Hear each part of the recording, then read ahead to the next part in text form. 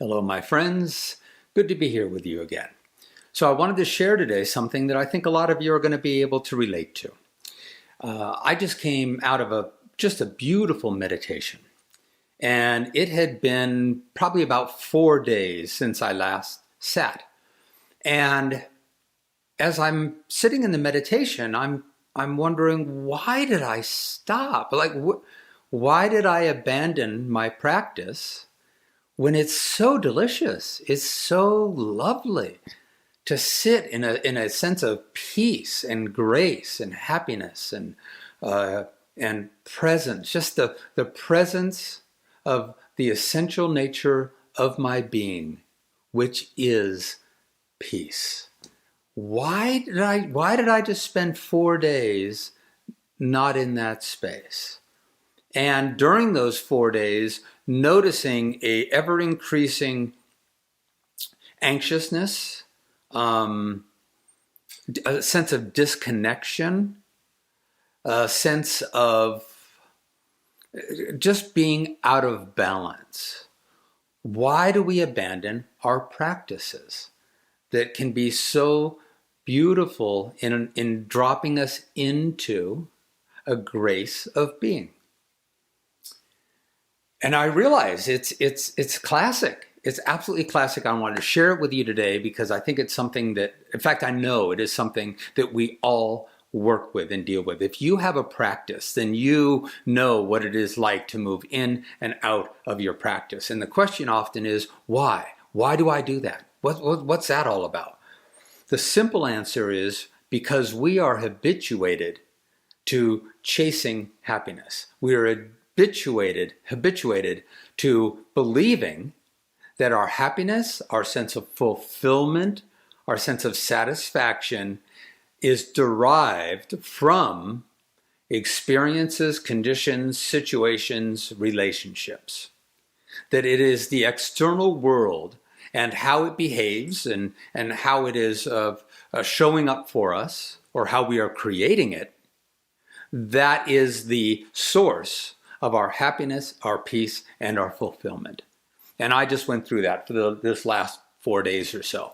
So I am building a new business model. I'm taking a lot of my work and I'm putting it online so that the work can be more available to more people instead of just the one-on-one sessions. Part of that is a project that I'm really excited about, and it's a membership site. And as I'm learning how to develop a membership site, I'm learning there's a big learning curve. There's a lot of moving parts. There's a lot of dynamics to it. There's a lot to learn. There's a lot of parts. There's a lot to do. And my sense is that when this membership site is done, something I'm excited about, then I will be happy. I'm excited about it. I'm looking forward to this. So I've equated that the completion of that project will bring happiness. And so I abandon my practice, within which I typically find happiness and joy and peace and fulfillment. I abandon that because I'm habituated to believe that those experiences, those states of being, peace, joy, happiness, are always derived from external conditions. So if you are abandoning your practice in any way, and if you have found your practice to be a place of peace, then it may help to know that typically why you are doing that is simply because you've fallen back into the habit of chasing happiness through experiences, conditions, situations, or relationships.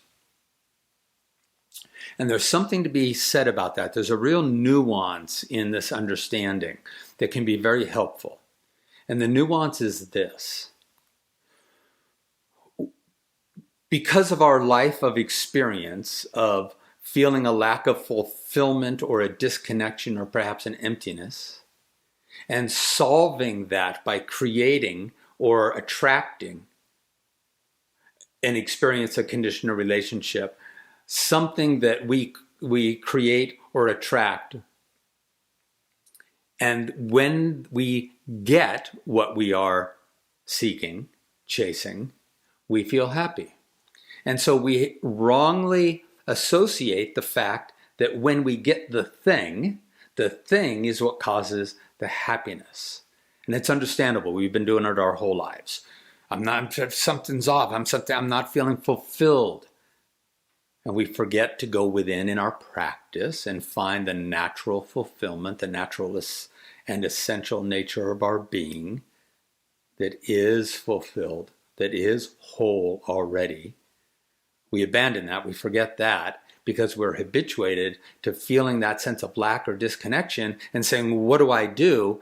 And we look for creating or chasing experiences, situations, conditions, or relationships. The nuance is that then when we attain those things, we feel happy. And we wrongly associate the thing with the happiness. The thing created the happiness. It's actually the attainment that creates the happiness in this very interesting way.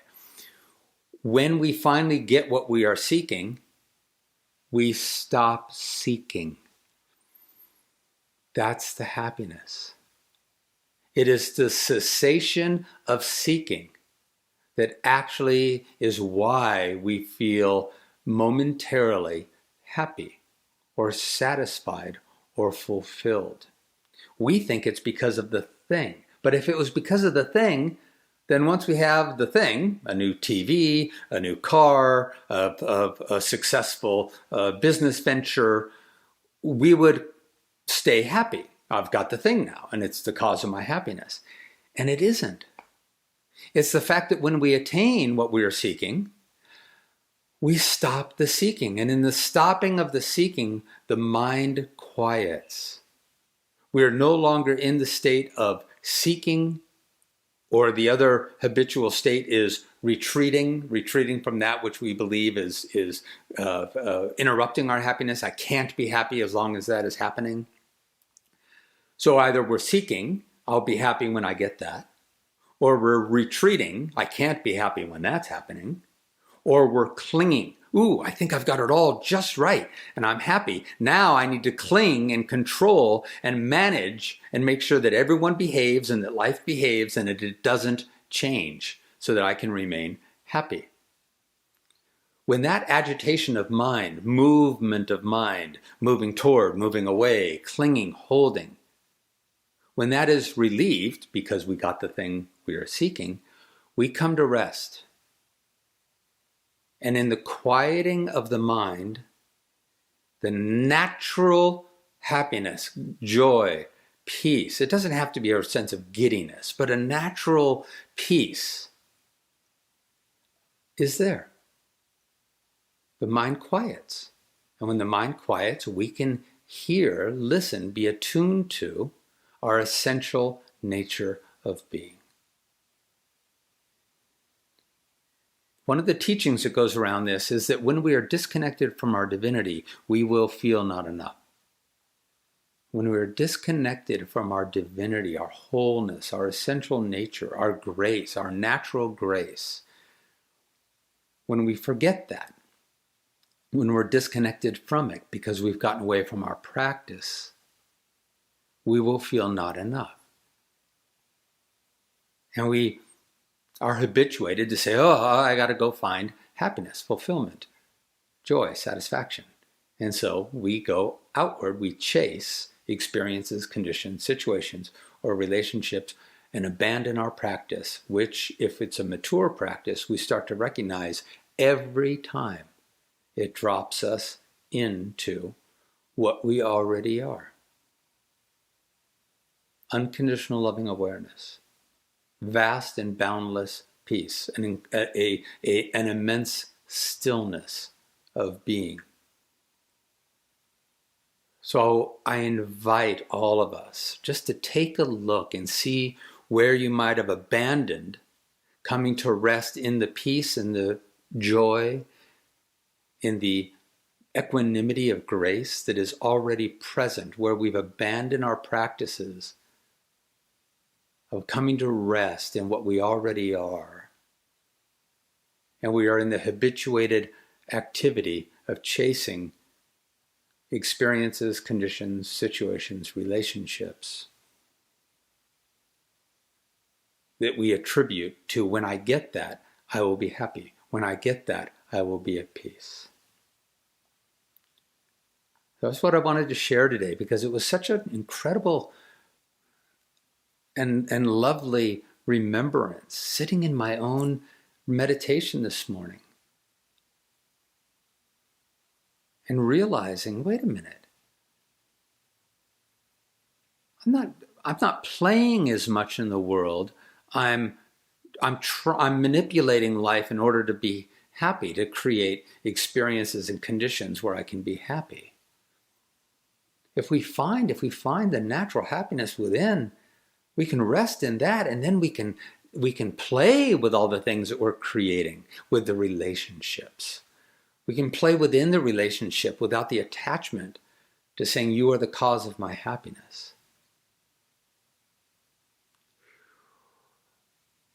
My meditation this morning when I sat, probably for the first 5 minutes or so, maybe a little bit longer, my mind, the classic thing that happens when, especially if you have not been in your practice for a bit and you are in that habitual movement of chasing, is you get still and silent. And the first thing the mind does is say, oh my God, silence. What an awesome opportunity to work on my list, to work on my stuff, to think about all the things that I'm doing, how I'm going to do them, and how they're going to come together. We strategize, we start to think about all of our doing. Because to some degree, the habit of mind says, I don't understand why we're stopping this movement toward happiness in the attainment of a thing. I don't understand why we're taking a break from that. I want to get to the happiness as soon as possible. Come on, there's a lot to do so that we can create the world that is going to be a happy, peaceful, loving world for myself. So why are we stopping? And then, thankfully, when we're practiced in sitting, we can notice that. Just notice. And we get hooked by a thought, we start to plan something, thinking something through, and we just go, wait, not now. I'm here to be with the stillness. I'm here to open into the vastness of being that I already am.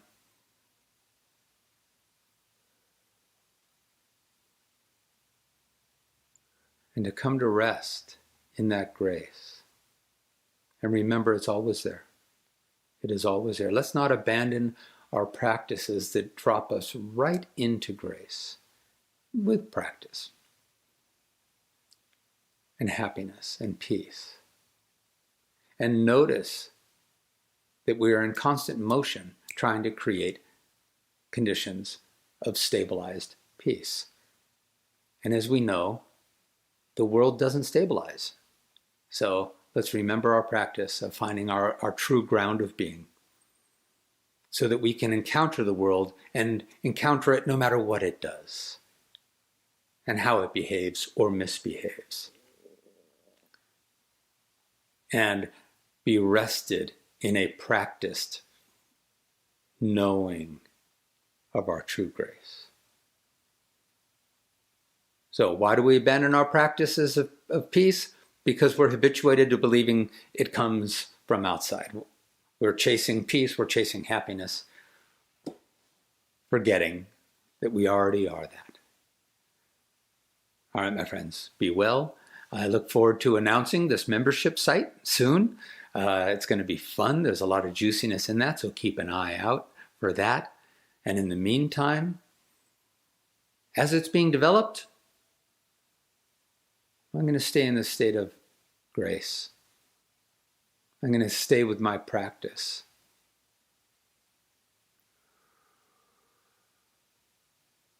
So that all the activities of my life aren't responsible for my happiness and my peace. And then it can all be so much more playful. All right. Be well. Good to be with you.